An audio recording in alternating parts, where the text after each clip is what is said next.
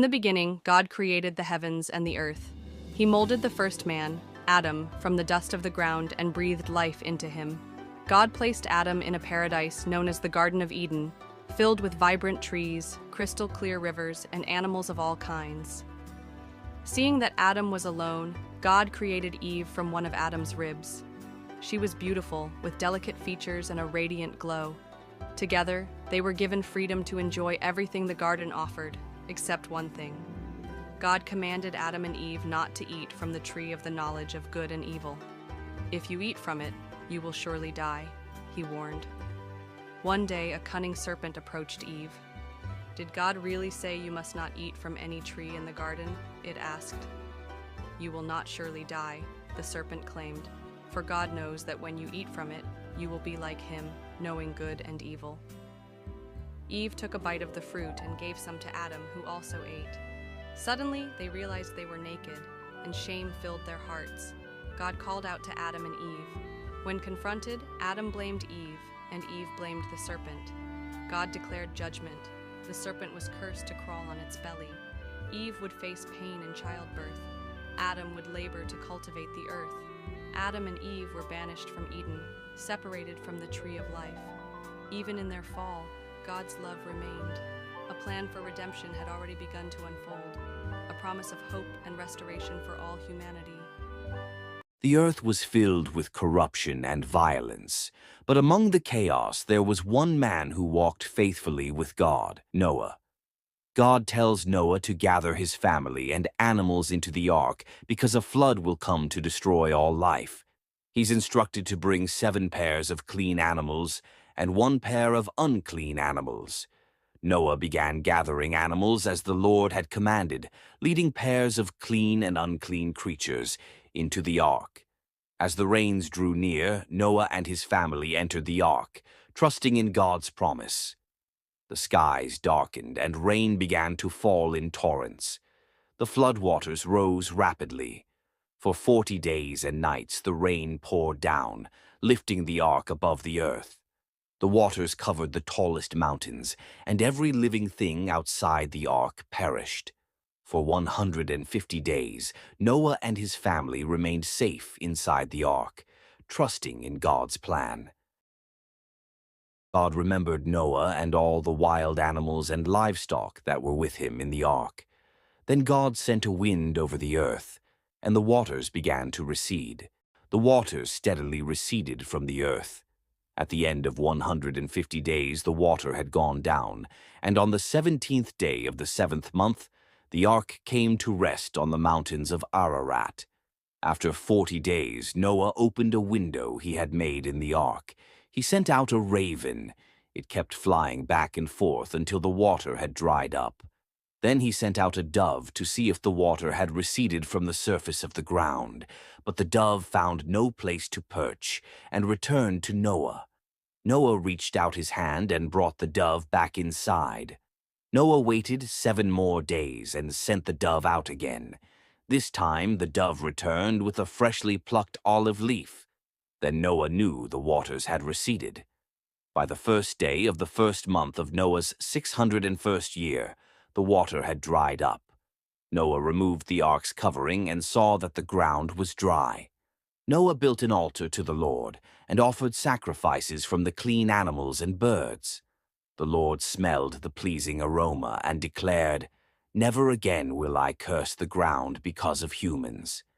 As long as the earth endures, seed time and harvest, cold and heat, summer and winter, day and night will never cease."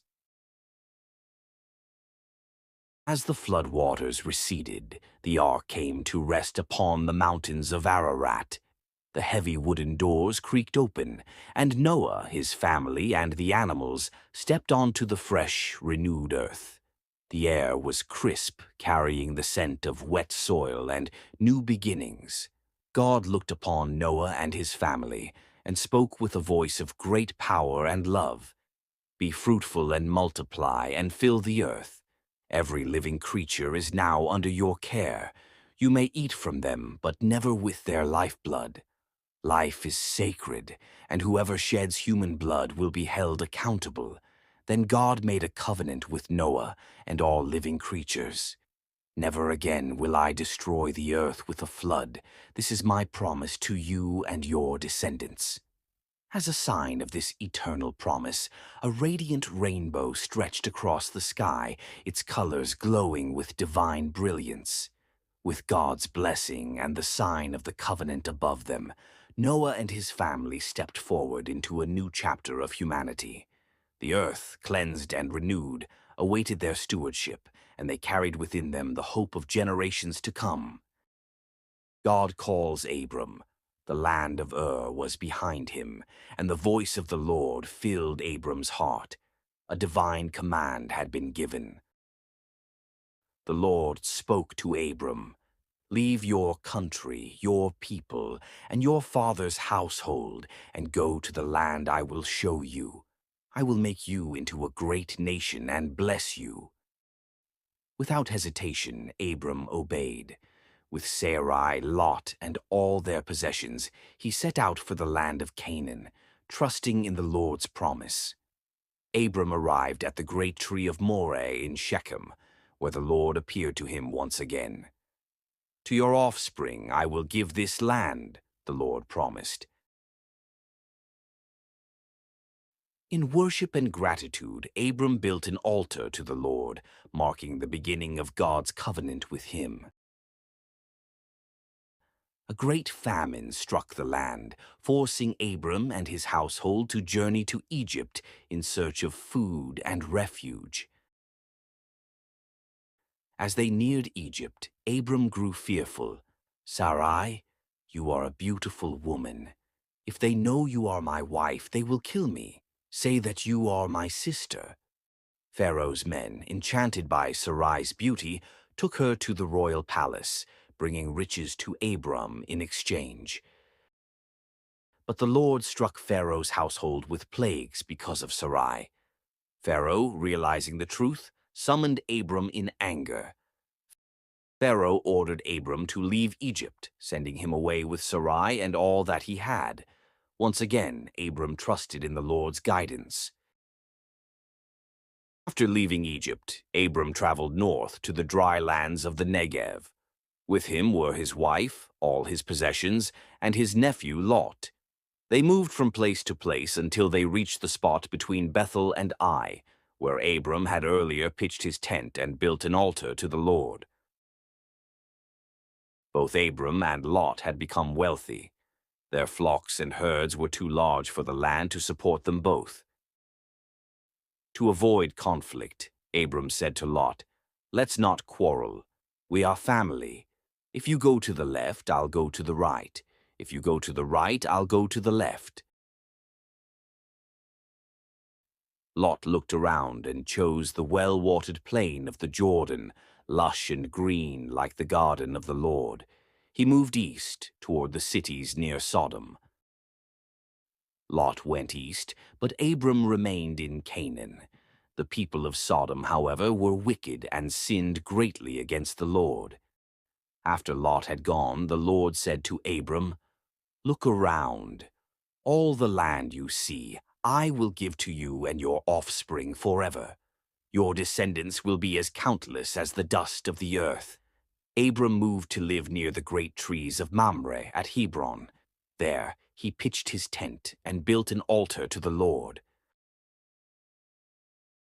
Amraphel, king of Shinar, Arioch, king of Elasar, Kedorlaomer, king of Elam, and Tidal, king of Goyim, joined forces, preparing for war against 5 rebellious kings in Canaan. The kings of Sodom, Gomorrah, Admah, Zeboim, and Bela gathered in the valley of Siddim to face their oppressors. For 12 years, these 5 kings had been subject to Kedorlaomer. In the 13th year, they rebelled. In the 14th year, Kedorlaomer and his allies began their conquest, defeating powerful tribes. They struck down the Rephates at Ashtaroth Karnaim. They continued, conquering the Zuzites in Ham and Emites in Shaveh Kiriathim. The Horites were driven from the hill country of Seir as far as El Paran near the desert. Kedorlaomer turned to En-Mishpat, conquering the Amalekites and Amorites. The 5 kings drew battle lines against Kedorlaomer and his allies in the valley of Siddim. The valley was full of tar pits. As the kings of Sodom and Gomorrah fled, many fell into them, while others escaped. The 4 kings took all the goods of Sodom and Gomorrah and captured Lot, Abram's nephew. A survivor fled and told Abram the Hebrew of Lot's capture. Abram gathered 318 trained men born in his household and set out in pursuit. At night, Abram divided his men and launched a surprise attack. Abram routed the enemies and chased them as far as Hobah, north of Damascus. Abram recovered Lot, all his possessions, and rescued the other captives. As Abram returned, the king of Sodom came out to meet him in the king's valley. Melchizedek, king of Salem and priest of God, Most High brought bread and wine and blessed Abram. In gratitude, Abram gave Melchizedek 1/10 of everything. Abram refused to take anything from the king of Sodom, declaring that only his allies should take their share. After these events, the word of the Lord came to Abram in a vision. "Do not be afraid, Abram.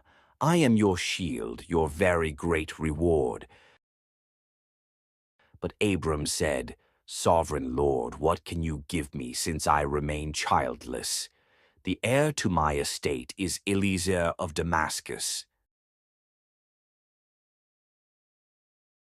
Then the word of the Lord came, "This man will not be your heir. A son, your own flesh and blood, will be your heir."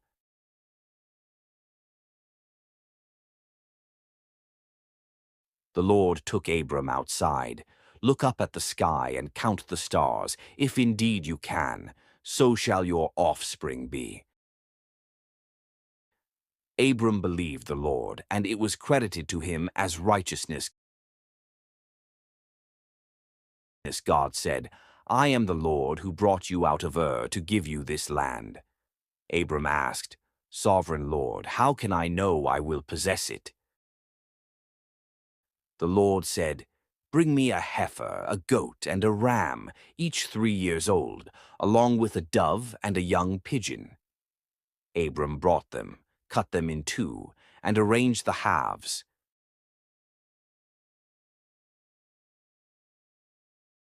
Birds of prey came down on the carcasses, but Abram drove them away. As the sun was setting, Abram fell into a deep sleep, and a thick and dreadful darkness came over him. God said, "Your descendants will be strangers in a land not their own, enslaved and mistreated for 400 years. But afterward they will come out with great possessions. You will go to your ancestors in peace and be buried at a good old age." When the sun had set, a smoking firepot with a blazing torch appeared and passed between the pieces. On that day the Lord made a covenant with Abram, saying, "To your descendants I give this land, from the Wadi of Egypt to the Euphrates." Sarai, the beloved wife of Abram, had grown old without a child. Though she had wealth and comfort, her heart ached for a son. Desperation led her to a bold idea. She approached Abram and said, "The Lord has kept me from having children. Sleep with my servant Hagar." After 10 years in Canaan, Sarai gave Hagar, her Egyptian servant, to Abram as a wife.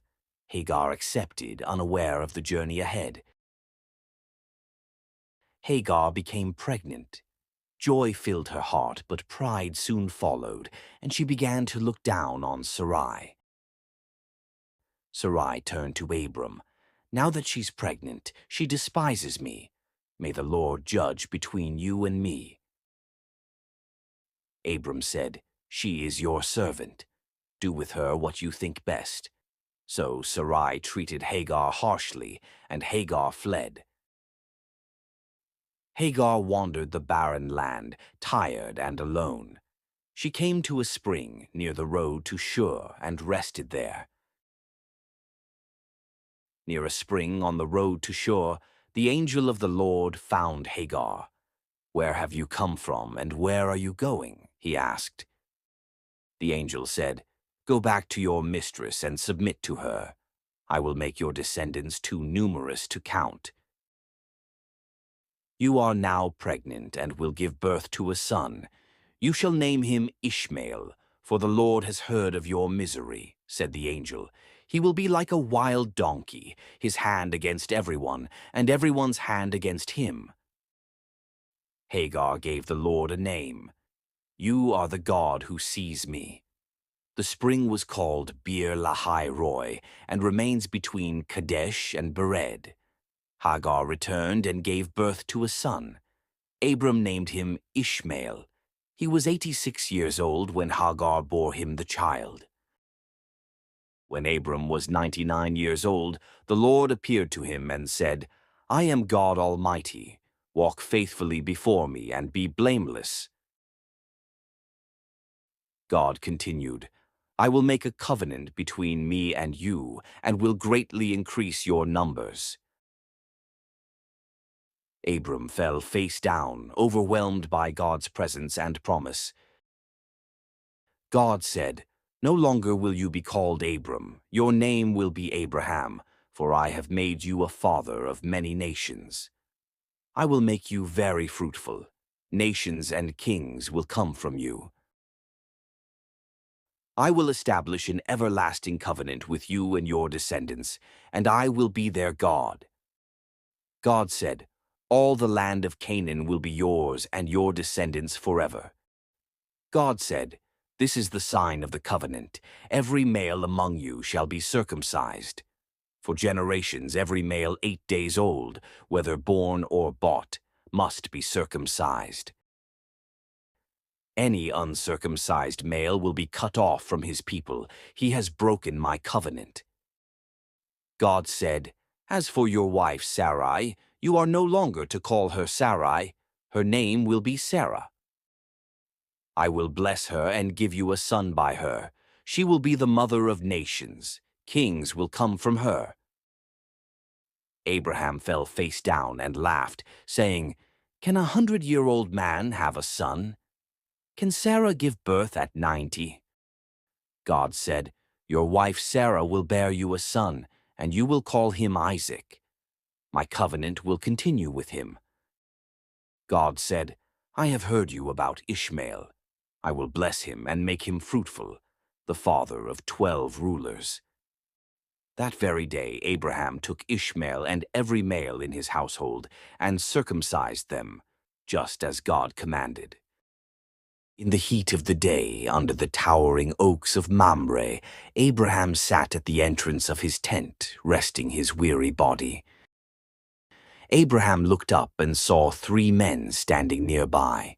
He hurried to greet them, bowing low to the ground in reverence. He said, Please do not pass your servant by. Let water be brought to wash your feet. Rest under this tree while I bring you food. Abraham rushed into the tent. Quick, Sarah, bake bread with our finest flour. He then chose a tender calf and gave it to a servant to prepare. He brought curds, milk, and the prepared calf, setting them before the visitors. As they ate under the tree, Abraham stood nearby in quiet reverence. They asked, Where is your wife, Sarah? Then one said, I will return next year, and she will have a son. Sarah laughed to herself, thinking, Will I now have this pleasure, though I am old? The Lord said to Abraham, Why did Sarah laugh? Is anything too hard for the Lord? The men rose to leave, looking toward Sodom. The Lord said, "Shall I hide from Abraham what I am about to do?" The Lord said, "The outcry against Sodom and Gomorrah is great. I will go down and see." Abraham stood before the Lord and said, "Will you sweep away the righteous with the wicked? If there are 50 righteous, 45, 40, 30, 20, 10. Abraham pleaded. The Lord said, "For the sake of 10, I will not destroy it." When the Lord had finished speaking with Abraham, he left, and Abraham returned home. As the sun dipped low over Sodom, 2 divine messengers in human form entered the city's gates. Lot, seated at the entrance, recognized their holiness and rushed to greet them with deep reverence. Lot pleaded with the angels to stay at his house, offering rest and food. Though they declined at first, his persistence moved them. As night fell, wickedness surrounded Lot's house. Men from the city gathered, demanding the strangers. Lot stood in the doorway, pleading with the mob not to harm the guests. In desperation, he even offered his daughters, but the mob roared louder. The angels pulled Lot inside and struck the mob with sudden blindness. Chaos and confusion spread among them. The angels warned Lot, "Gather your family and flee." The judgment of the Lord was coming swiftly. At dawn, the angels led Lot, his wife, and daughters out of the city. God's mercy guided them as destruction loomed. Lot begged to flee to a small town instead of the mountains. The angels agreed, and Zoar was spared. As Lot reached Zoar, fire and sulfur rained from the sky. The cities were consumed in smoke and ruin. Disobeying the command, Lot's wife looked back. In that moment, she was turned into a pillar of salt. Far away, Abraham looked upon the valley.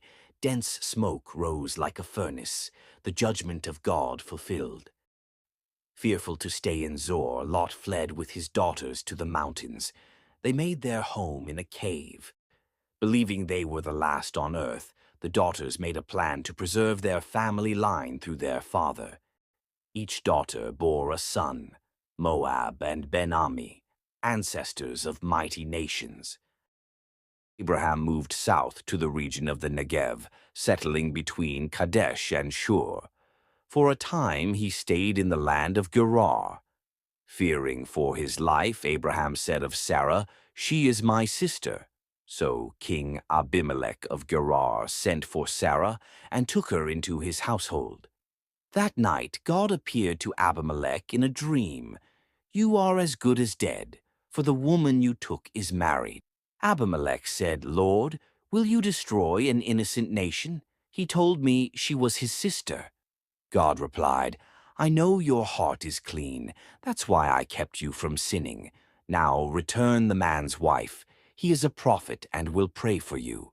Early the next morning, Abimelech called his officials and told them everything. Fear spread through the palace.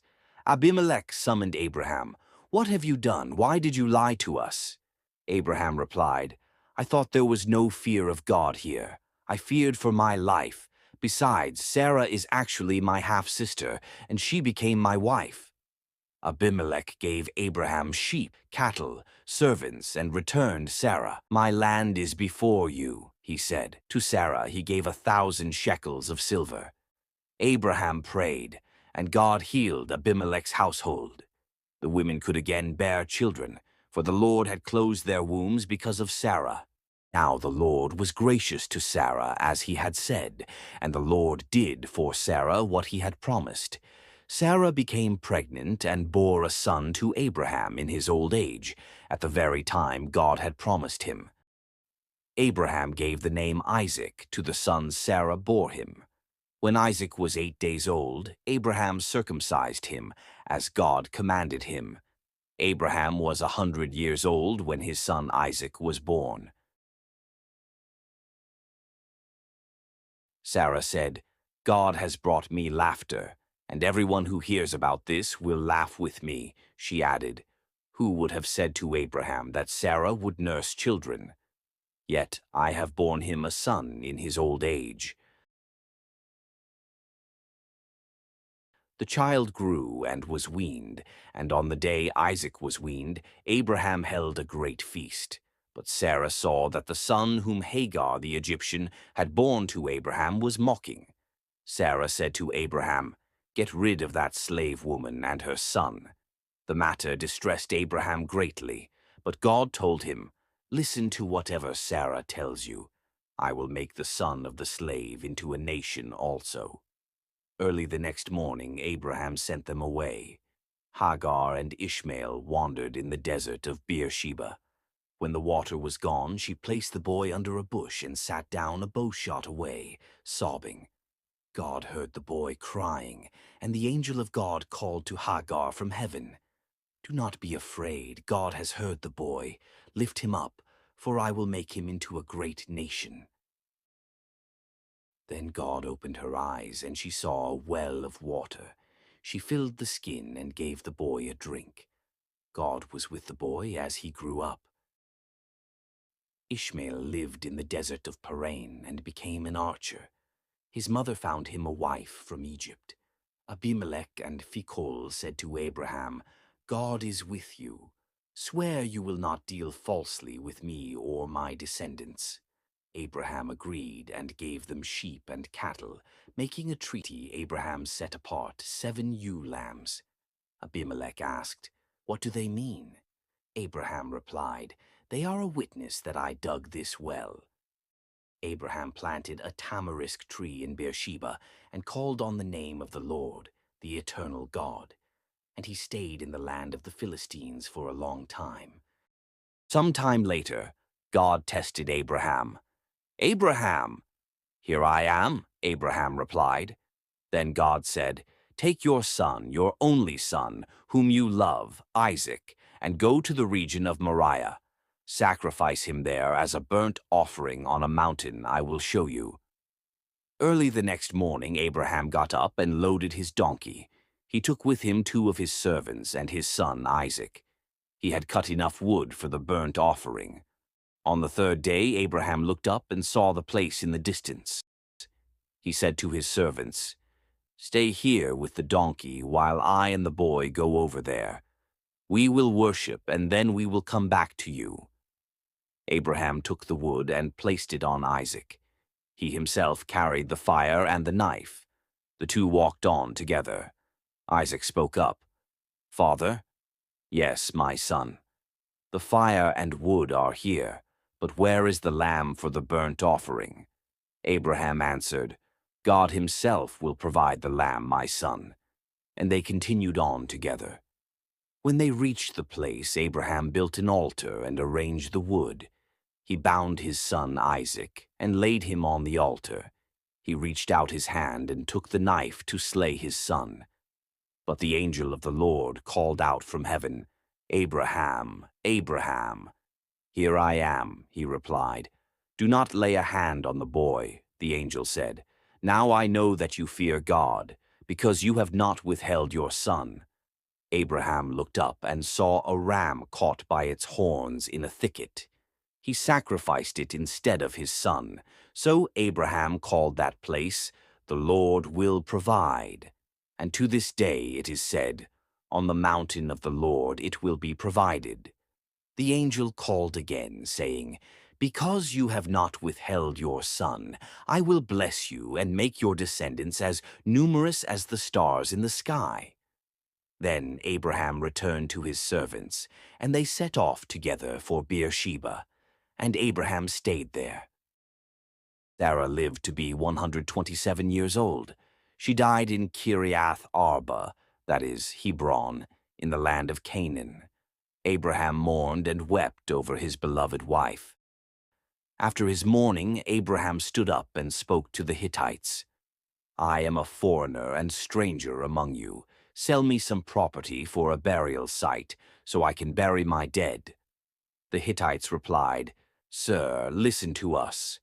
You are a mighty prince among us. Bury your dead in the choicest of our tombs. None of us will refuse you." Abraham bowed before them and said, "If you are willing, intercede with Ephron, son of Zohar, so he may sell me the cave of Machpelah at the end of his field for the full price." Ephron the Hittite, sitting among the people, replied, "No, my lord, I give you the field and the cave within it. Bury your dead." Abraham bowed again and said, "Please listen to me. I will pay the price. Accept it from me so I may bury my dead there." Ephron replied, "The land is worth 400 shekels of silver, but what is that between you and me?" "Bury your dead." Abraham agreed and weighed out 400 shekels of silver according to the merchant's standard in the presence of all the Hittites. So Ephron's field and the cave of Machpelah near Mamre were deeded to Abraham, including all the trees within the field in the presence of the Hittites. Afterward, Abraham buried Sarah in the cave in the field of Machpelah near Mamre, Hebron, in the land of Canaan. Abraham was now very old, and the Lord had blessed him in every way. He called his most trusted servant and asked him to swear an oath, not to choose a wife for his son Isaac from the Canaanites, but from his own relatives in his homeland. The servant gathered 10 camels, loaded them with gifts, and set out for Aram Naharaim, the town of Nahor.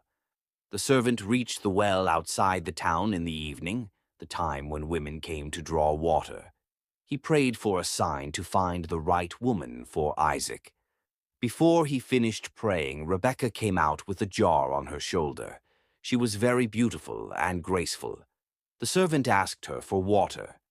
Rebekah replied, "Drink, my lord," and also offered to draw water for his camels. When the camels had finished drinking, the servant gave Rebekah a gold nose ring and 2 gold bracelets, then asked who her family was. Rebekah ran home and told her family. Her brother Laban hurried to the well and invited the servant to their home. At Bethuel's house, the servant shared how God had led him to Rebekah, fulfilling Abraham's prayer. Laban and Bethuel replied, "This is from the Lord. Let Rebekah go and become Isaac's wife." The next morning, the servant asked to leave. Rebekah was called and asked, "Will you go with this man?" She answered, "I will go." Rebekah, her nurse, and her maids set out on camels with the servant, journeying toward Isaac. Isaac had gone out to meditate in the fields at evening. He looked up and saw camels approaching.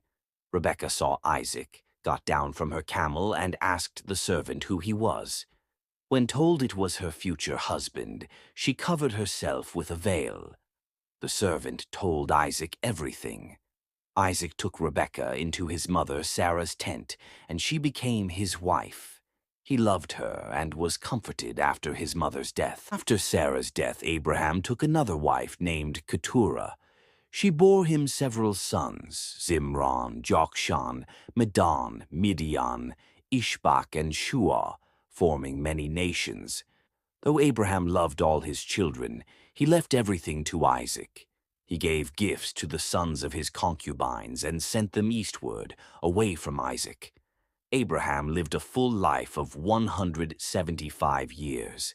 He died peacefully and was buried by his sons Isaac and Ishmael in the cave of Machpelah beside his wife Sarah.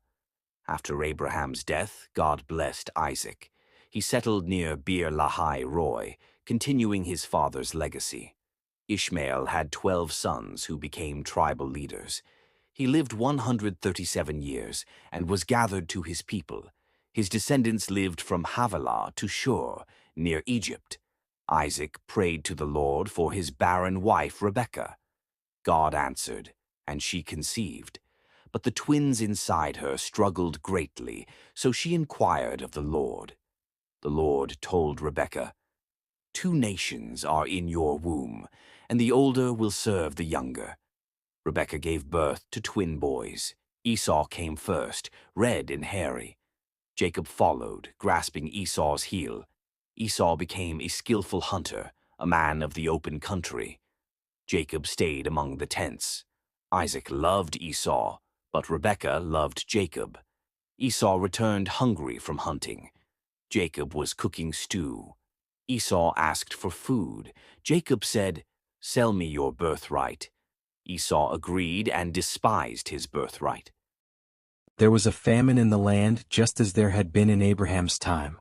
Isaac went to Abimelech, king of the Philistines in Gerar. The Lord appeared to Isaac and said, "Do not go to Egypt. Stay in this land and I will bless you and your descendants." When the men of Gerar asked about Rebekah, Isaac said, "She is my sister," fearing they might kill him because she was beautiful.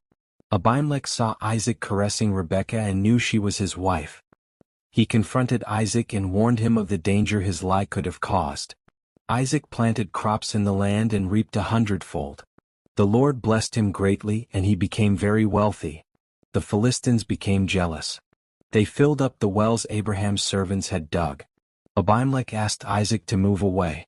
Isaac moved to the valley of Gerar and reopened the wells of his father. He dug new wells, but the locals quarreled with his men over the water. After moving again and digging another well, no one quarreled. Isaac named it Rehoboth and said, "Now the Lord has given us room to flourish." That night, the Lord appeared to Isaac in Beersheba and said, "Do not be afraid. I am with you and will bless you." Isaac built an altar, called on the name of the Lord, pitched his tent, and his servants dug another well. Abimelech, with his advisor and military commander, came to Isaac to make a peace treaty, saying, "We see that the Lord is with you." Isaac's servants found water again. He named the well Sheba. To this day the town is called Beersheba. When Esau was 40 years old, he married 2 Hittite women, Judith and Basemath. They brought grief to Isaac and Rebekah. Isaac had grown old and his eyes were so weak he could no longer see. One day he called for his elder son Esau.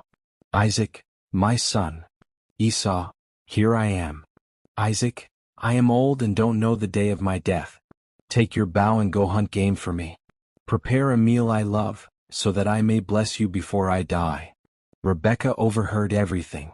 As soon as Esau left to hunt, she turned to Jacob with urgency. "Rebekah, I heard your father speak to Esau. Now listen carefully, bring me 2 young goats. I will prepare food your father loves. You will take it to him so he blesses you instead." Jacob hesitated, worried. "Jacob, Esau is hairy but I have smooth skin. If my father touches me, he'll think I'm deceiving him and curse me. Rebekah, let the curse fall on me. Just do as I say." Jacob brought the goats and Rebekah cooked the meal. She dressed Jacob in Esau's best clothes and covered his hands and neck with goatskin. Jacob took the food to his father. "Jacob, my father." "Isaac, who is it?" "Jacob, I am Esau, your firstborn." Isaac was suspicious. "Isaac, come closer so I can touch you." Isaac touched Jacob's hands. "Isaac, the voice is Jacob's but the hands are Esau's." He smelled the clothes and was finally convinced. Isaac blessed him, saying, "May God give you heaven's dew and earth's richness. May nations serve you. May those who curse you be cursed and those who bless you be blessed." Just after Jacob left, Esau returned. "Esau, my father, rise and eat so that you may bless me." "Isaac, who are you?" "Esau, I am your son, your firstborn Esau." Isaac trembled violently. "Esau, bless me too, my father." "Isaac, your brother came deceitfully and took your blessing." "Esau, this is the second time he's taken from me." Then he wept aloud. Isaac said to Esau, "You will live away from the earth's richness. You will serve your brother. But one day you will break free from him." Esau planned to kill Jacob. Rebekah warned Jacob and told him to flee to her brother Laban in Haran until Esau calmed down.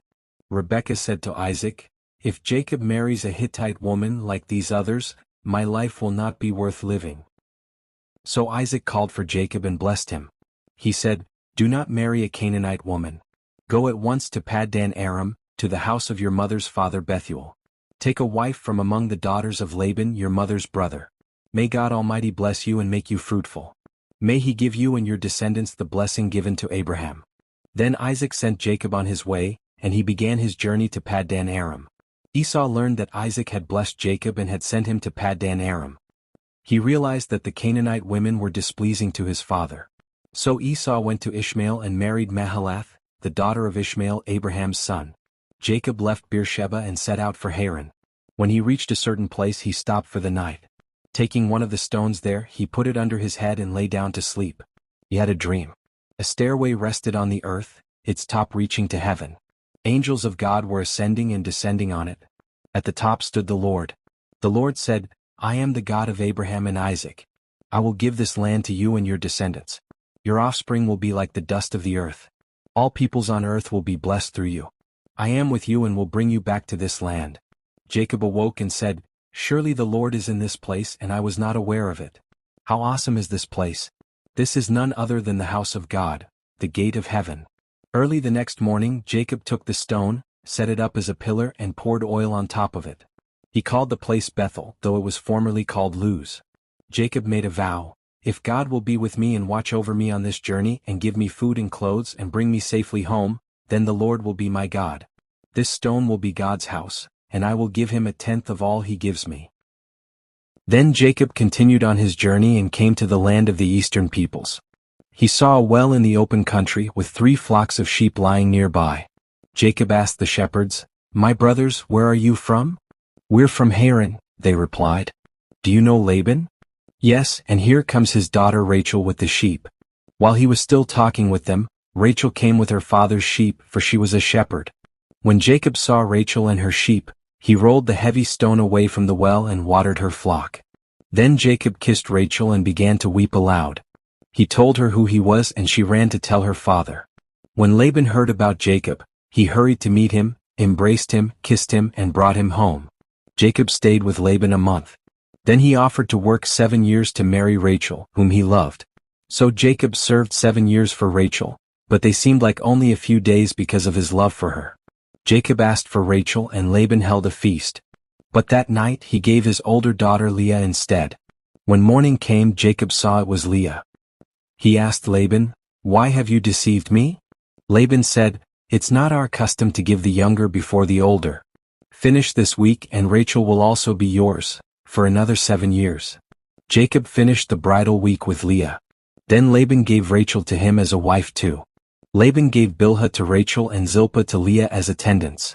When the Lord saw that Leah was not loved, he gave her a son. She named him Reuben, saying, Surely my husband will love me now. Leah conceived again and named the second son Simeon, saying, The Lord heard I am not loved. She gave birth to a third son and said, Now my husband will be attached to me. She named him Levi.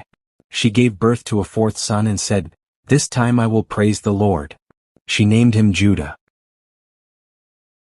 Rachel watched her sister Leah's children playing in the courtyard, and her heart ached. In frustration she turned to Jacob and cried, Give me children or I'll die. Jacob, angered, replied, Am I in the place of God, who has kept you from having children? Rachel, determined to build her family, brought her servant Bilhah to Jacob and said, Sleep with her so she can bear children for me. Bilhah bore Jacob a son. Rachel rejoiced, saying, God has vindicated me, he has heard my plea. She named him Dan. Bilhah conceived again and gave Jacob another son. Rachel declared, I have had a great struggle with my sister, and I have won. She named him Naphtali. When Leah stopped having children, she gave her servant Zilpah to Jacob as a wife. Zilpah bore Jacob a son. Leah exclaimed, What good fortune! She named him Gad. Zilpah bore a second son and Leah said, How happy I am! Women will call me happy. She named him Asher. During the wheat harvest, young Reuben found mandrake plants and brought them to his mother Leah. Rachel asked Leah, Please give me some of your son's mandrakes. Leah replied sharply, Wasn't it enough you took my husband? Will you take my son's mandrakes too? Rachel offered, Jacob can sleep with you tonight in return for the mandrakes. That evening, Leah met Jacob returning from the fields. She said, You must sleep with me tonight, I have hired you with my son's mandrakes. God listened to Leah and she bore Jacob a fifth son. She named him Issachar. Leah conceived again and bore a sixth son, naming him Zebulun, saying, God has given me a precious gift. Later Leah gave birth to a daughter and named her Dinah. God remembered Rachel and she conceived. She gave birth to a son, saying, God has taken away my disgrace, and named him Joseph. After Joseph's birth, Jacob asked Laban to let him return to his homeland with his family. Laban pleaded with Jacob to stay, saying God had blessed him because of Jacob. Jacob proposed to take only the speckled and spotted animals as his wages. Laban agreed. That day, Laban removed the speckled and spotted animals and sent them far away with his sons. Jacob cut branches and peeled them to reveal white stripes, placing them in watering troughs before the flocks. Through his plan, Jacob's flocks grew strong and numerous. He became exceedingly wealthy with flocks, servants, camels, and donkeys. Jacob heard that Laban's sons were grumbling, saying, "Jacob has taken everything our father owned." Jacob noticed that Laban's attitude toward him had changed. Then the Lord spoke to Jacob, "Go back to the land of your fathers and relatives, and I will be with you." Jacob called Rachel and Leah out to the fields where his flocks were. He told them about Laban's unfair treatment and God's blessing. Rachel and Leah agreed, "Surely all the wealth God took from our father belongs to us and our children. Do whatever God has told you." Jacob gathered his children and wives, loading them onto camels. He drove all his livestock and goods, ready to return to his father Isaac. When Laban went to shear his sheep, Rachel secretly stole her father's household gods. Without telling Laban, Jacob fled with all he had, crossing the Euphrates and heading for the hill country of Gilead. 3 days later, Laban learned that Jacob had fled. Gathering his relatives, he pursued Jacob for 7 days until he caught up in Gilead. But God appeared to Laban in a dream, saying, "Be careful not to say anything to Jacob, either good or bad." Jacob had pitched his tents in the hills when Laban arrived with his men. Laban accused Jacob, "You deceived me and carried off my daughters like captives. Why didn't you let me send you away with joy and music? You didn't even let me kiss my grandchildren goodbye." Laban continued, "Why did you steal my household gods?" Jacob answered, "I was afraid you would take your daughters from me by force. But if anyone here has your gods, they shall not live." Laban searched Jacob's tents, Leah's and the servants, but found nothing. Then he entered Rachel's tent. Rachel had hidden the gods in her camel's saddle and sat on them. She said, "Forgive me, father, I cannot stand up, for I am unwell." Jacob grew angry. "What is my crime? For 20 years I served you, 14 years for your daughters, 6 years for your flocks. You changed my wages 10 times. Yet God protected me." Laban replied, "The women are my daughters, the children are my children, and the flocks are mine. But come, let us make a covenant as a witness between us." Jacob set up a stone as a pillar. The relatives gathered stones, making a heap, and they shared a meal there. Laban said, "This heap is a witness. May the Lord watch between you and me when we are apart." Jacob took an oath in the name of the God of his father Isaac and offered a sacrifice on the mountain.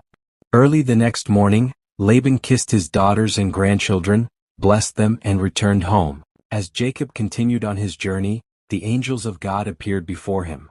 Amazed, Jacob declared, "This is the camp of God," and he named the place Mahanaim. Jacob sent messengers ahead to Esau, his brother, in the land of Seir. With humility he asked for Esau's favor, hoping for peace. The messengers returned with troubling news: "Esau is coming, and 400 men are with him." Fear and distress filled Jacob's heart. In his fear, Jacob divided his family, servants, and animals into 2 groups, thinking, "If Esau attacks one, the other may escape." That night, Jacob fell on his knees and prayed, "O God of my father Abraham, save me from Esau's hand. I am unworthy, but you promised to make my descendants as countless as the sand of the sea." To soften his brother's heart, Jacob prepared gifts: goats, sheep, camels, cows, bulls, and donkeys. He sent them ahead in separate groups, each with instructions. That night, Jacob led his wives, his children, and all his possessions across the ford of the Jabbok River. Then Jacob was left alone. Suddenly, a man appeared and wrestled with Jacob until daybreak. Neither prevailed until the man touched Jacob's hip and wrenched it out of place. The man said, "Let me go, for it is daybreak." But Jacob replied, "I will not let you go unless you bless me." The man said, "Your name will no longer be Jacob, but Israel, because you have struggled with God and men and prevailed." Jacob called the place Peniel, saying, "I have seen God face to face, and yet my life was spared." As the sun rose, he walked away limping because of his hip. Jacob looked up and saw Esau coming with 400 men. Fearful, he divided the children among Leah, Rachel, and the 2 female servants. Jacob went ahead of them and bowed down to the ground 7 times as he approached his brother. But Esau ran to meet Jacob and embraced him. He threw his arms around his neck and kissed him. And they wept together. Esau looked up and saw the women and children. "Who are these with you?" he asked. Jacob replied, "They are the children God has graciously given your servant." Esau asked, "What's the meaning of all these flocks and herds I met?" Jacob answered, "To find favor in your eyes, my lord."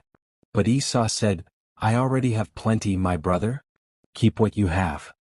Yet Jacob insisted, and Esau accepted the gift. Then Esau said, "Let us be on our way, I'll accompany you." But Jacob replied, "My lord knows the children are tender and the flocks must move slowly. Go on ahead and I will come to you in Seir." That day Esau went back to Seir. But Jacob went to Succoth, where he built a place for himself and shelters for his livestock. After Jacob came from Paddan Aram, he arrived safely at Shechem in Canaan. He bought land and set up an altar, calling it El Eloh Israel. Dinah, the daughter Leah bore to Jacob, went out to visit the women of the land. But Shechem, the son of Hamor the Hivite, ruler of the land, saw Dinah. Overcome with desire, he took her and dishonored her. Though he had wronged her, Shechem's heart was drawn to Dinah. He loved her and spoke tenderly to her. Then he said to his father Hamor, "Get me this girl as my wife." When Jacob heard of what had happened to Dinah, his sons were still in the fields with the livestock. So Jacob waited in silence until they came home. Then Hamor went out to speak with Jacob. Meanwhile, Jacob's sons returned from the fields. When they heard, they were furious, for Shechem had done an outrageous thing in Israel. Hamor pleaded with Jacob's family, "My son Shechem longs for your daughter. Please give her to him as his wife. Intermarry with us, live among us, and the land will be open to you."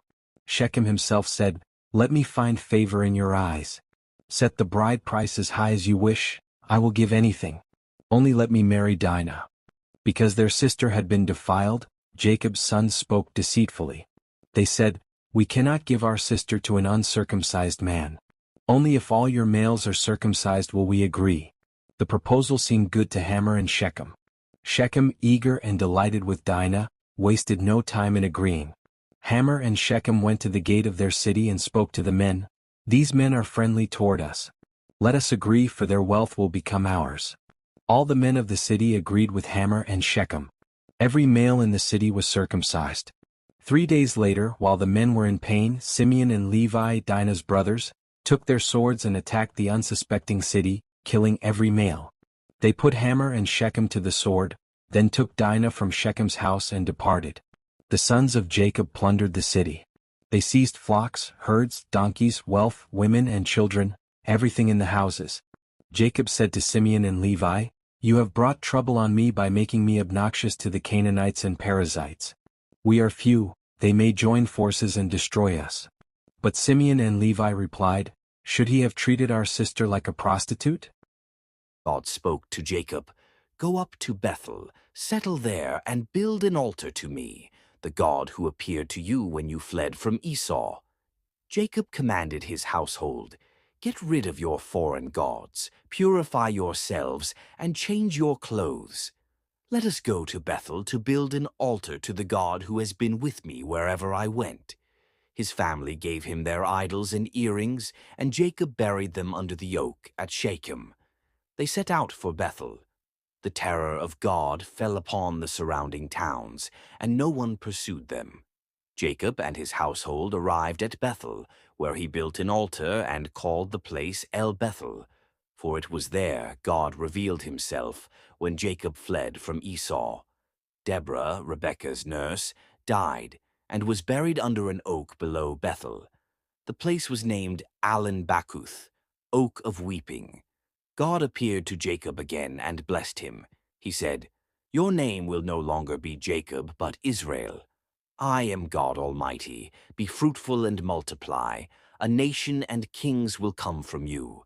The land I gave Abraham and Isaac, I now give to you and your descendants Jacob.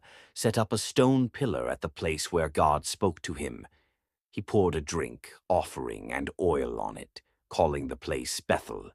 As they traveled from Bethel, Rachel went into hard labor. The midwife encouraged her, "Do not fear, for you have another son." Rachel gave birth to a son and named him Ben-Oni, but Jacob called him Benjamin. Rachel died and was buried on the way to Bethlehem.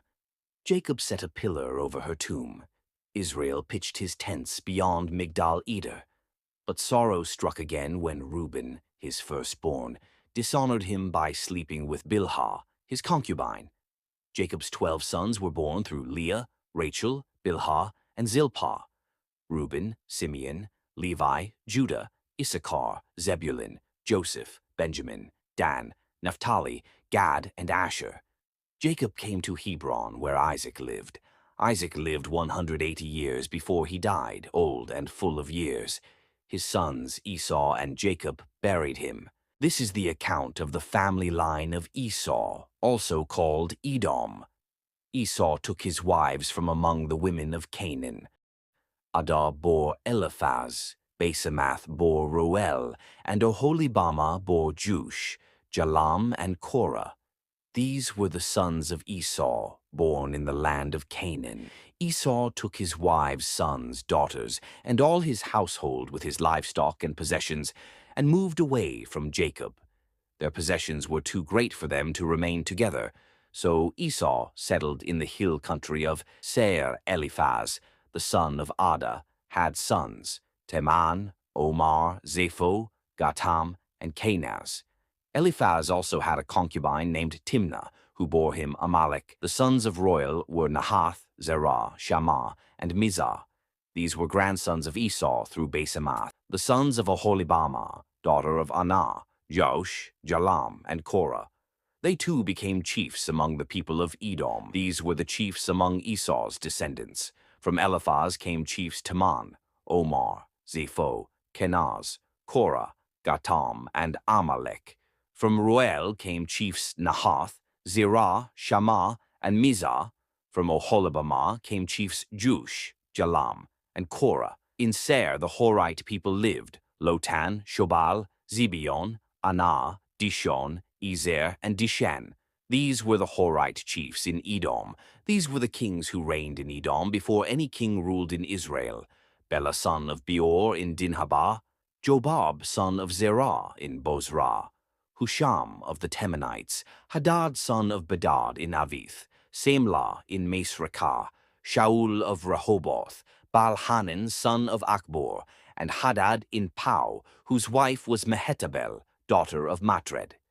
These were the chiefs descended from Esau by name, according to their clans and settlements in the land they occupied: Timnah, Alvah, Jatheth, Oholibamah, Elah, Pinon, Kenaz, Teman, Mibzar, Magdiel, and Iram. This is the family line of Esau, father of the Edomites. Jacob lived in the land of Canaan, where his father had stayed. Among his sons was Joseph, a young man of 17, tending the flocks with his brothers. Israel loved Joseph more than any of his sons, for he was born in his old age. He gave him a richly ornamented robe, but when his brothers saw this, they hated him and could not speak kindly to him. Joseph said, "Listen to the dream I had. We were binding sheaves in the field when my sheaf rose and stood upright, and your sheaves gathered around mine and bowed to it." His brothers hated him all the more. Then Joseph had another dream. He said, "I saw the sun, the moon, and 11 stars bowing down to me." When he told it, his father rebuked him, yet he kept the matter in mind.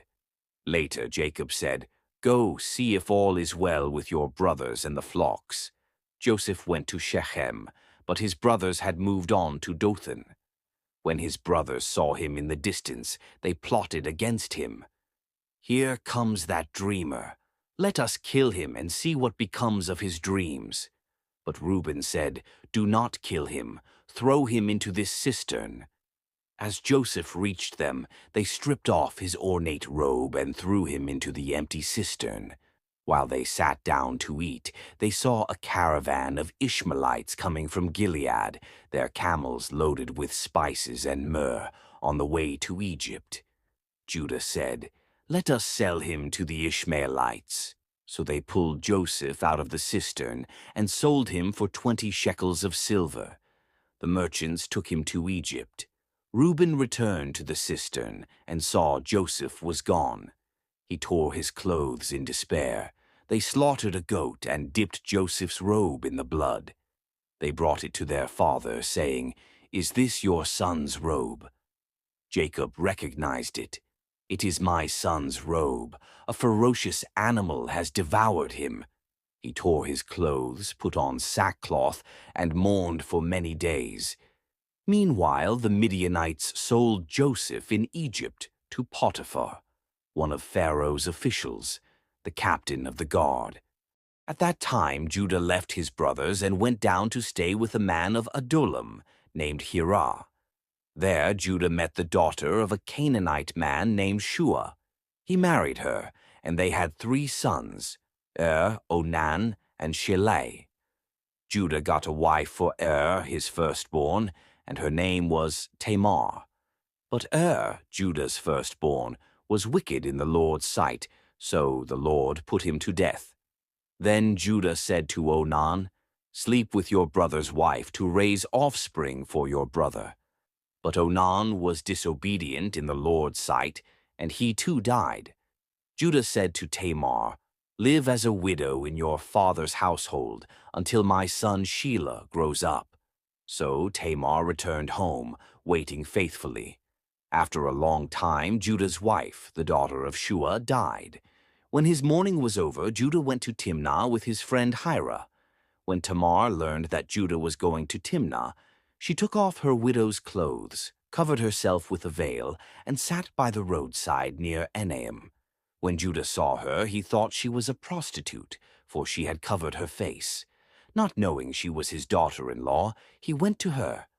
Tamar said, "Will you give me something as a pledge until you send the goat?" Judah replied, "What should I give you?"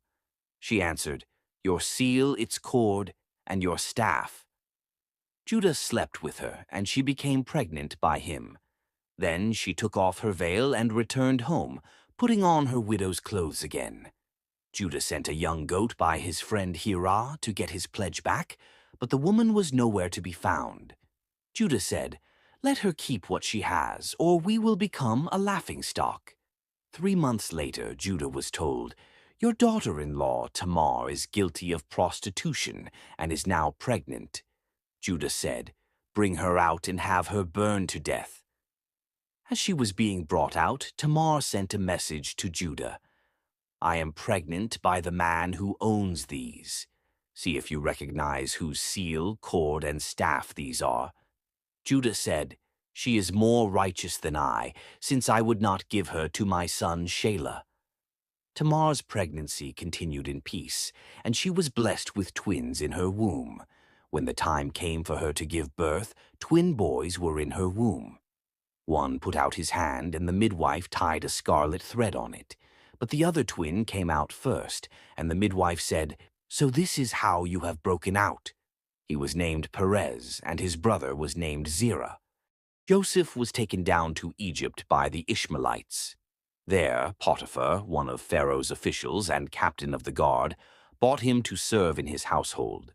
The Lord was with Joseph, and he prospered in everything he did.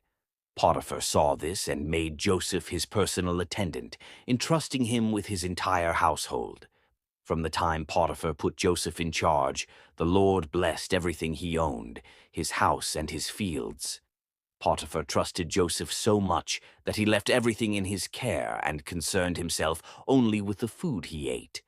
Joseph was well built and handsome. After a while, Potiphar's wife began to notice him and said, "Come to bed with me." But Joseph refused. "My master has trusted me with everything," he said. "You are his wife. How could I do such a wicked thing and sin against God?" Though she spoke to him day after day, Joseph refused to be with her or even near her. One day, Joseph went into the house to do his duties, and no servants were inside. She caught him by his cloak and said, "Come to bed with me." But Joseph fled, leaving his cloak in her hand. She called her servants and said, "Look, this Hebrew tried to take advantage of me. When I screamed, he ran away and left his cloak. She kept Joseph's cloak until Potiphar came home. Then she told him the same false story. When Potiphar heard her story, his anger burned. He took Joseph and threw him into prison, where the king's prisoners were kept. But the Lord was with Joseph. He showed him kindness and granted him favor in the eyes of the prison warden. The warden put Joseph in charge of all the prisoners and trusted him completely. The Lord was with Joseph and gave him success in everything he did. Some time later, Pharaoh's chief cupbearer and chief baker offended their master, the king of Egypt. Pharaoh grew angry with them and ordered both men to be imprisoned in the house of the captain of the guard, the same place where Joseph was confined. The captain of the guard placed the two men under Joseph's care. Joseph, though a prisoner himself, humbly served them in their time of distress. After some time, both the cupbearer and the baker had dreams on the same night, dreams that carried deep meaning, though neither could understand them. The next morning, Joseph saw that they looked troubled. With compassion, he asked, "Why do you look so sad today?" The two officials replied, "We both had dreams, but there is no one to interpret them." Then Joseph said, "Do not interpretations belong to God? Tell me your dreams." The chief cupbearer began, "In my dream I saw a vine before me. On the vine were 3 branches. As it budded, it blossomed, and its clusters ripened into grapes. Pharaoh's cup was in my hand, and I took the grapes, squeezed them into Pharaoh's cup, and placed it in his hand." Joseph said, "This is what it means. The 3 branches are 3 days. In 3 days, Pharaoh will lift up your head and restore you to your position. But when all goes well with you, remember me and mention me to Pharaoh." Joseph added, "For I was carried away from the land of the Hebrews, and I have done nothing to deserve being put in this dungeon." When the chief baker saw that Joseph's interpretation was favorable, he said, "I too had a dream. On my head were 3 baskets of bread. In the top basket were all kinds of baked goods for Pharaoh, but birds were eating them out of the basket on my head." Joseph said, "The 3 baskets are 3 days. Within 3 days, Pharaoh will lift off your head and impale your body on a pole. Birds will eat away your flesh. On the 3rd day, Pharaoh celebrated his birthday. He gave a great feast for all his officials and summoned the chief cupbearer and chief baker to stand before him. Pharaoh restored the chief cupbearer to his position, and he once again placed the cup into Pharaoh's hand. But the chief baker was executed, just as Joseph had said. Yet the chief cupbearer did not remember Joseph. He forgot him. Pharaoh, king of Egypt, stands by the Nile River in a dream. 7 sleek, fat cows rise from the water and graze. Then 7 thin, ugly cows emerge and devour them. Pharaoh awakens in fear. Pharaoh fell asleep again and dreamed once more. 7 full, healthy heads of grain grew on a single stalk, followed by 7 thin, scorched heads that swallowed up the good ones. Pharaoh awoke again, his spirit troubled and confused. In the morning, Pharaoh's mind was deeply troubled. He called for all the magicians and wise men of Egypt, but none could explain his dreams. Then the chief cupbearer spoke. "Today I remember my failure. When you were angry, Pharaoh, you put me and the baker in prison. A young Hebrew interpreted our dreams, and they came true exactly as he said. Pharaoh sent for Joseph immediately. Joseph was brought out from the dungeon, shaved, and given clean garments before being presented to Pharaoh. Pharaoh said, 'I had a dream, and no one can interpret it.' 'But I hear that you can,' Joseph replied. 'I cannot do it, but God will give Pharaoh the answer he desires.' Pharaoh recounted both dreams, the cows and the heads of grain, and how the thin ones devoured the healthy ones, yet remained as ugly as before. Joseph said, 'Pharaoh's dreams are one and the same. God has revealed what he is about to do.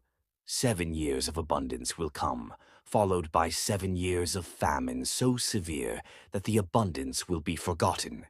Joseph continued, "Let Pharaoh appoint a wise and discerning man over Egypt. Collect 1/5 of the harvest during the good years and store food for the famine to come." Pharaoh and his officials were pleased. Pharaoh said, "Can we find anyone like this man, in whom is the Spirit of God?" Then he appointed Joseph over all Egypt. Pharaoh removed his signet ring and placed it on Joseph's finger. He dressed him in fine linen and put a gold chain around his neck. He had Joseph ride in his second chariot, and people shouted, "Make way!" Pharaoh gave Joseph the name Zaphenath-Paneah and gave him Asenath, the daughter of Potipharah, as his wife. Joseph traveled throughout Egypt, overseeing the land. For 7 years, Egypt experienced great abundance. Joseph gathered grain in every city until the stores overflowed like the sand of the sea. Before the famine, Joseph's wife bore 2 sons, Manasseh and Ephraim. Joseph said, "God has made me forget all my troubles and made me fruitful in the land of my suffering." Then the 7 years of abundance ended, and the years of famine began, just as Joseph had said. The famine spread across the lands, but Egypt had food. When the famine grew severe, Pharaoh told the people, "Go to Joseph and do what he tells you." Joseph opened the storehouses and sold grain to all Egypt and to people from every land who came for food. In the land of Canaan, hunger filled every home. Crops had withered and families struggled to find food. News spread that Egypt had grain, the only hope for survival. Jacob said to his sons, "Why do you just keep looking at each other? Go down to Egypt and buy grain so that we may live and not die." 10 of Joseph's brothers set out for Egypt, but Jacob did not allow Benjamin to go, fearing harm might come to him. After days of travel, the brothers arrived in Egypt, a land of abundance and order. Everywhere, people stood in long lines to buy grain. Now Joseph was the governor of the land, the one who sold grain to all its people. When his brothers came, they bowed down before him, not knowing it was Joseph. Joseph immediately recognized his brothers, but they did not recognize him. He remembered the dreams he had as a boy, dreams now fulfilled before his eyes. To test them, Joseph spoke harshly. "You are spies," he accused. "You have come to see where our land is unprotected." The brothers pleaded, "No, my lord. We are honest men, sons of one father. There were 12 of us. One is no more, and the youngest is with our father in Canaan." Joseph declared, "You will not leave this place unless your youngest brother comes here. Send one of you to bring him. The rest shall stay in prison." The brothers were placed in prison for 3 days, fearing for their lives and their families back home. On the 3rd day, Joseph said, "Do this and you will live, for I fear God. Leave one brother here, take food for your families, and bring your youngest brother to me." Among themselves they whispered, "We are being punished for what we did to Joseph. We ignored his cries, and now God is punishing us." Joseph turned away from them and wept. He could no longer hide his pain, yet he returned and ordered Simeon to be bound before their eyes. Joseph ordered his servants to fill their sacks with grain, return each man's silver secretly, and provide food for their journey home. The brothers began their journey home. But when they stopped for the night, one opened his sack and found his silver inside. Their hearts sank. "What is this that God has done to us?" they said, trembling in fear. At last they reached Canaan and told Jacob everything that had happened. When they emptied their sacks, each man found his pouch of silver. Jacob and his sons were terrified. Jacob cried, "You have deprived me of my children. Joseph is gone, Simeon is gone, and now you would take Benjamin. Everything is against me." Reuben said, "You may put my 2 sons to death if I do not bring Benjamin back. Entrust him to me." But Jacob refused, saying, "My son will not go down with you." The famine grew worse across the land. Israel's storehouses emptied, and hunger pressed upon every household. When all the grain from Egypt was gone, Israel said to his sons, "Go back and buy us a little more food." Judah stepped forward. "The man warned us. We cannot see his face unless Benjamin is with us." Israel cried out, "Why did you bring this trouble upon me by telling him you had another brother?" They replied, "The man questioned us closely. We simply answered. How could we know he would demand Benjamin?" Judah said, "Send the boy with me. I will guarantee his safety. Hold me responsible for him all my life." With a heavy heart, Israel said, "If it must be, then do this." He instructed them to take gifts and double the silver. Loaded with gifts, silver, and precious Benjamin, the brothers hurried toward Egypt. When Joseph saw Benjamin among them, his heart stirred deeply. He ordered his steward to prepare a feast. As they were led to Joseph's house, the brothers trembled, fearing it was because of the returned silver. They pleaded their innocence, but the steward said, "Do not be afraid. Your God has given you treasure." And he brought Simeon out. Inside Joseph's home, servants washed their feet and fed their animals. The brothers readied their gifts. Joseph entered.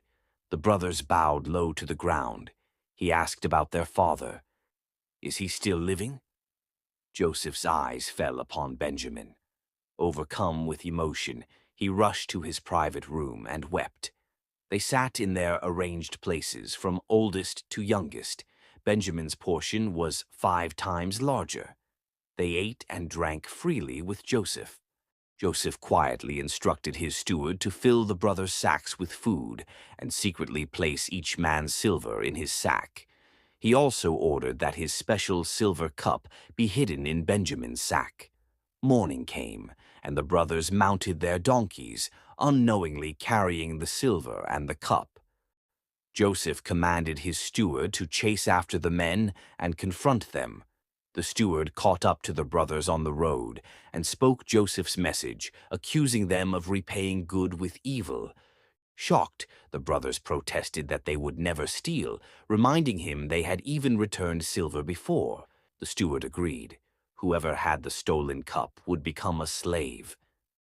The steward searched each sack, starting from the oldest to the youngest. At last, the silver cup appeared in Benjamin's sack. Shock and agony overwhelmed the brothers. In deep grief, they tore their clothes and prepared to return to the city. The brothers entered Joseph's house and fell to the ground before him in despair. Joseph rebuked them, asking why they would do such a thing and reminding them of his power. Judah stepped forward, confessing they had no way to prove their innocence and offering themselves as slaves. Joseph declared that only the one who had the cup, Benjamin, would stay as his slave. Judah begged Joseph to let Benjamin go home, explaining their father's love and the pain losing him would cause. Judah offered himself as a slave in place of Benjamin, pleading to return the boy to their father. Joseph could not control himself and ordered all attendants to leave. Only he and his brothers remained in the grand Egyptian hall. Joseph revealed himself to his brothers, asking, "Is my father still alive?" His brothers stood silent and shocked. Joseph said, "Come close to me. I am your brother, the one you sold into Egypt." Joseph assured them not to be distressed, explaining that God sent him ahead to save many lives during the famine. Joseph explained the famine. 2 years had passed, and 5 more years remained without plowing or harvest. Joseph urged them to return and tell Jacob, "God has made me lord of Egypt. Bring my father here without delay." Joseph hugged Benjamin, and the brothers reunited after many years apart. Pharaoh was pleased that Joseph's brothers had come and ordered that they be given carts, provisions, and Egypt's best goods. Joseph gave his brothers carts, clothing, and supplies. They departed for Canaan with donkeys loaded with gifts. Back in Canaan, the brothers told Jacob, "Joseph is alive."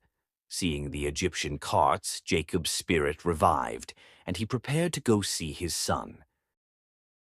Jacob, now old and weary, reaches Beersheba with all his family and possessions. There he prepares an altar and offers sacrifices to the God of his father Isaac. That night Jacob receives a divine vision. God calls, "Jacob, Jacob," and reassures him, "Do not be afraid to go to Egypt. I will make you a great nation." Jacob leaves Beersheba, and his sons place him, their families, and their belongings into the carts Pharaoh sent. The entire clan begins the long journey to Egypt. Jacob brings to Egypt his sons, grandsons, daughters, and granddaughters, every member of his household. Scripture lists the families: Reuben and his sons, Simeon's sons, Levi's sons, Judah's sons, Issachar's sons, Zebulun's sons, Gad and Asher's children, the children of Rachel, Bilhah and Zilpah, 66 descendants in all. Joseph's two sons, Manasseh and Ephraim, born in Egypt to Asenath, complete the total number of Jacob's family to 70. As they near Egypt, Jacob sends Judah ahead to Joseph to guide the family into the land of Goshen. Joseph prepares his royal chariot and rushes to meet Jacob in Goshen. After decades of separation, Joseph embraces his father Jacob and weeps for a long time. Jacob rejoices. "Now I am ready to die, since I have seen that you are alive." Joseph tells his brothers how to answer Pharaoh. "Say that you are shepherds. Then he will allow you to settle in Goshen." Joseph went before Pharaoh and said, "My father and my brothers have arrived from Canaan with all their flocks and herds. They are now staying in Goshen." Joseph selected 5 of his brothers and brought them to stand before Pharaoh. Pharaoh looked at Joseph's brothers and asked, "What is your occupation?" They replied, "Your servants are shepherds, as were our fathers. The famine is severe in Canaan, and there is no pasture for our flocks. Please allow your servants to settle in Goshen."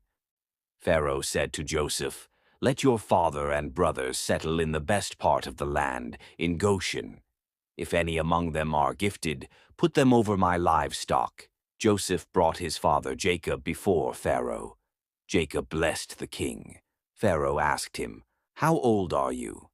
Jacob replied, "I have lived 130 years, few and difficult, not equal to the lives of my fathers."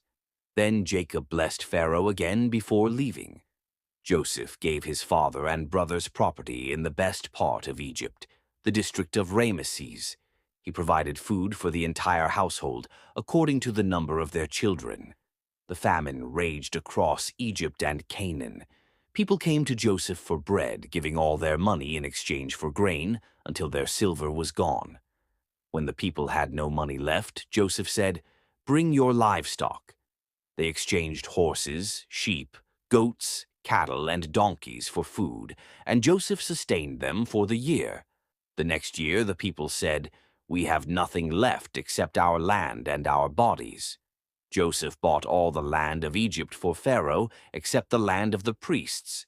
He gave the people seed and said, "Give 1/5 of your harvest to Pharaoh. Keep the rest for yourselves." The Israelites lived in Goshen, acquired property, and multiplied greatly. Jacob lived in Egypt 17 more years, reaching the age of 147. As Jacob's final days approached, he called for Joseph and said, "Do not bury me in Egypt. Carry me to the place where my fathers are buried." Joseph swore to him, and Israel bowed in worship, leaning on his staff. Some time later, Joseph was told, "Your father is ill." Without delay, Joseph took his 2 sons, Manasseh and Ephraim, and went to see his father. When Jacob was told, "Your son Joseph has come to you," Israel gathered his remaining strength and sat up on his bed. Jacob said to Joseph, "God Almighty appeared to me at Luz in the land of Canaan. There he blessed me and promised to make my descendants many and to give them the land forever." Jacob declared that Joseph's 2 sons, Ephraim and Manasseh, would be counted as his own, just like Reuben and Simeon. Jacob recalled with sorrow how Rachel died on the way to Ephrath, and how he buried her beside the road near Bethlehem. Seeing the boys, Israel asked, "Who are these?" Joseph replied, "They are the sons God has given me here." Though his eyes were dim with age, Israel drew the boys close, kissed them, and embraced them with joy. As Joseph positioned his sons, Israel crossed his hands, placing his right hand on Ephraim, the younger, and his left on Manasseh, the firstborn. Jacob blessed them, calling upon the God of Abraham and Isaac, the God who had shepherded him all his life, to bless the boys and multiply them on the earth. Seeing the crossed hands, Joseph gently tried to move his father's right hand, saying, "This one is the firstborn." But Israel refused, saying the younger would become greater, and his descendants would become a multitude of nations. That day Israel declared, "By your names Israel will bless others, saying, 'May God make you like Ephraim and Manasseh.'" Israel told Joseph, "I am about to die, but God will be with you and bring you back to the land of your fathers." Jacob gave Joseph an extra portion of land, taken long ago by sword and bow, above that of his brothers. As Jacob sensed the end of his days drawing near, he summoned his sons to his bedside, preparing to reveal what lay ahead for each of them.